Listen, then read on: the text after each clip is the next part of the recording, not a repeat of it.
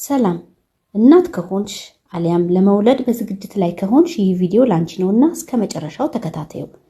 በአብዛኛው ማለት በሚቻል መልኩ ብዙ እናቶች ከወሊድ በኋላ የሚፈጠረው ቦርጭ አልጠፋ ብሏቸው ሲቸገሩ እናያለን። የዚህ ዋነኛ ምክንያት ነው ዛሬ የምናነሳው። ስንቶቻችንን ነን በሕክምና ስሙ ስለ ዲያስተሲስ ረክታይ የምናውቅ?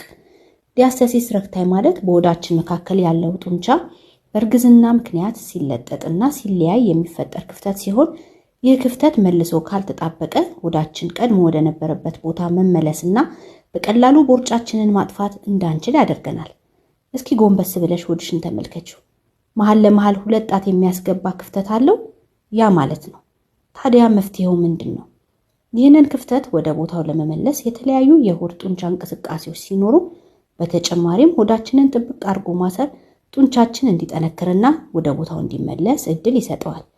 ለዚህም በብዙዎች የተመሰከረለትንና በሕክምና ባለሙያዎችም ጭምር የሚመከረውን የደንገል የሆድ ማሰሪያ ቀበቶን በመጠቀም ይህንን ችግር አስተካኪ።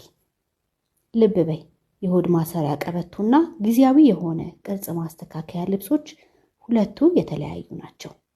ለበለጠ መረጃ በ0911 61 2801 በ0911 1202 14 በመደወል መረጃ ማግኘት ትችላላችሁ። ለጤናማ አኗኗር ምርጫ ደንገል።